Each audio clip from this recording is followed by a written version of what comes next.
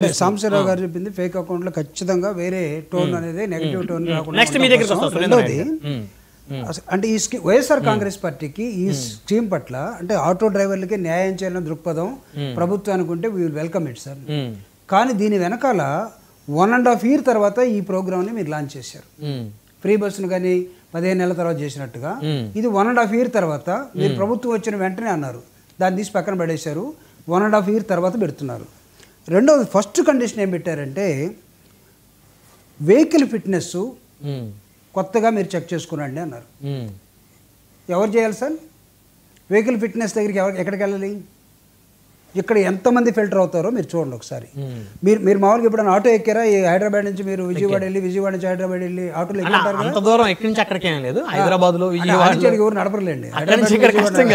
Car మీకు ఉంది కానీ ఎక్కండి. ఆటో ఎక్కితే వాడి కష్టాలు ప్రభుత్వం పట్ల, ప్రతిపక్షం పట్ల వాడు ఏమనుకుంటున్నాడో కూడా మనకు చెప్పేస్తాడు. అతను ఏమనుకుంటున్నాడు. ఫిట్నెస్ అన్నారు, ఇక్కడ సగం మంది ఫిల్టర్ అవుతారు.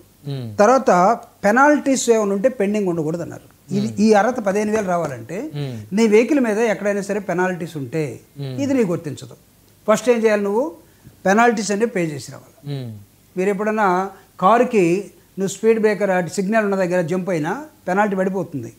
నువ్వు హెవీ స్పీడ్ వెళ్ళినా రింగ్ రోడ్ పడిపోతుంది, మీద పెనాల్టీ పడిపోతుంది. తర్వాత మూడోది, అసలు ఈ 3 పెట్టిన తర్వాత నువ్వు కండిషన్స్ విల్ అప్లై. తర్వాత ఏంటి? 300 యూనిట్లు, ఆ తర్వాత ఇంకో 1, 2 నీకు ఇన్కమ్ ట్యాక్స్ అయి ఉండాలి, కాకుండా ఉండాలి. ఇవన్నీ పెట్టిన తర్వాత మీరు 3 లక్షల మందికి అనే ఫిగరు వైఎస్ఆర్ కాంగ్రెస్ పార్టీ 2 లక్షల మంది, మేము 1,00,000 మందికి ఎక్స్ట్రా ఇస్తున్నాం. ఈ 3 లక్షల్లో ఆఖరికి నాకు తెలిసి ఒక 50,000 మంది కన్నా వస్తుందో లేదనేది 3 లక్షల్లో ఈ కండిషన్స్ పెట్టినప్పుడు వస్తుందో లేదో చూసుకోవాలి. రెండవది, మీరు మొత్తంగా ఏం చెప్తున్నారంటే ఇందాక చొక్కా కూడా లాగేసుకున్నాడు. ఈ చొక్కా లాగేయటం ఇంకా ఏమవుతుంది? వాడు ప్యాంటు కూడా ఇప్పేయటం అవుతుంది. రేపటి నుంచి ఆటో డ్రైవర్ అనేవాడు మరి ఇది లేకపోయింది, ఇంకో కూలి పని చేసుకోవచ్చు, బతకచ్చు.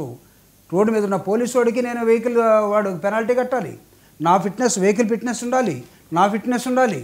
తర్వాత ఇవన్నీ కూడా గతంలో నేను ఎవరికి బాకీ ఉండకూడదు, నేనే ఓనర్ అయి ఉండాలి. ఇవన్నీ వచ్చిన తర్వాత అసలు హౌ డు యూ థింక్ ఈ స్కీము నిజంగా ఫ్రీ బస్ ఇచ్చిన తర్వాత వాళ్ళ యాస్పిరేషన్స్కి అనుకూలంగా ఏమాత్రం హ్యాండ్ హోల్డింగ్ ఇస్తున్నట్టుగా కనబడుతుందా, లేకపోతే కంటి తుడుపు చర్యగా మాత్రమే కనబడుతుంది? ఇది వైఎస్ఆర్ పార్టీ క్వశ్చన్ అండి. వీటికి సమాధానం జూపూడి గారి ప్రశ్నలకు సమాధానం. ఇప్పుడు జూపూడి నాకు ఆయన అంటే చాలా ఇష్టం. ఎందుకంటే నిజాలు నిర్భయంగా మాట్లాడతాడు. ఆయనతో కూడా కలిసి నేను తెలుగుదేశం ప్రభుత్వంలో 2014లో మా పార్టీలో ఆయన ఎమ్మెల్సీగా ఉండేటప్పుడు ఆయన నన్ను మర్చిపోయి ఉండొచ్చు. తిరుపతి, నేను సురేంద్ర నాయుడు, ఆయన కూడా కలిసి తిరుపతికి వస్తే నాకు ఫోన్ చేసేవారు. ఆయనతో కూడా కలిసి నేను జర్నీ చేశాను. నాకు గొప్ప లీడర్ కనిపించారు ఆ రోజుల్లో. ఇప్పుడు కానీ కొంతమంది సాబాస